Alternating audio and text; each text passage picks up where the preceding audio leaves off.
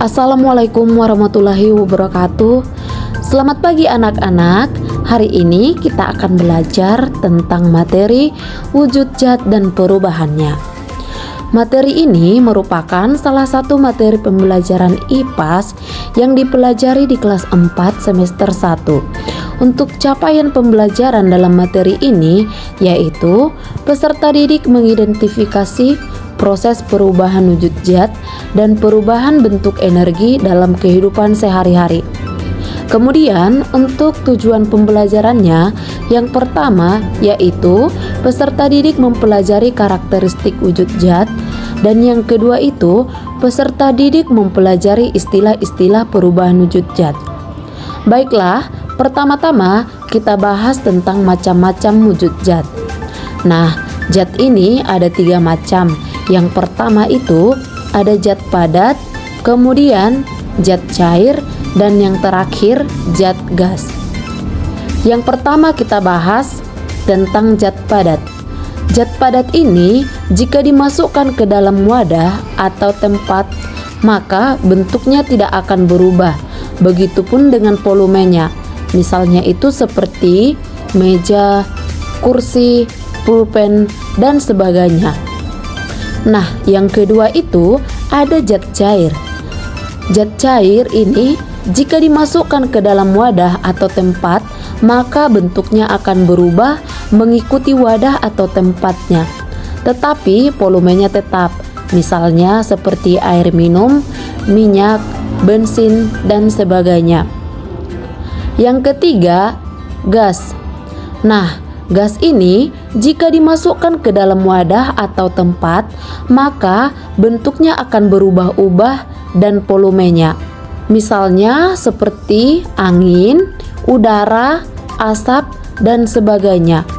Nah, selanjutnya kita akan membahas tentang perubahan wujud benda. Benda dapat mengalami perubahan wujud benda.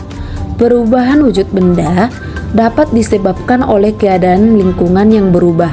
Nah, yang pertama itu ada membeku. Membeku adalah perubahan wujud benda cair menjadi benda padat. Pada saat kamu memasukkan air ke dalam freezer, setelah itu kamu tunggu hingga beberapa jam, air yang tadinya berbentuk cair akan berubah menjadi es batu. Inilah contoh perubahan wujud benda cair menjadi benda padat. Yang kedua itu mencair. Mencair adalah perubahan wujud benda padat berubah menjadi benda cair. Peristiwa mencair yang paling sering kita hadapi dalam kehidupan sehari-hari adalah es yang mencair. Pada saat kita sedang memakan es krim dan kita diamkan terlalu lama di suhu ruang ataupun suhu panas, es krim tersebut akan mencair. Selanjutnya menguap. Menguap adalah bentuk perubahan wujud yang terjadi pada benda cair menjadi benda gas. Menguap adalah perubahan wujud yang memerlukan kalor atau pemanasan. Perubahan tersebut tidak hanya terjadi pada zat cair saja, namun juga bisa terjadi di dalam tubuh manusia. Contohnya saat berkeringat, maka keringat akan menguap dan mendingin dari tubuh kita. Dan yang paling sering kita jumpai di dalam kehidupan kita sehari-hari adalah ketika kita merebus air, maka saat mendidih akan mengeluarkan uap. Selanjutnya mengembun. Mengembun adalah bentuk perubahan wujud yang terjadi pada benda gas menjadi benda cair. Pengembunan terjadi pada gas di udara yang dingin atau suhu rendah menjadi butiran-butiran air.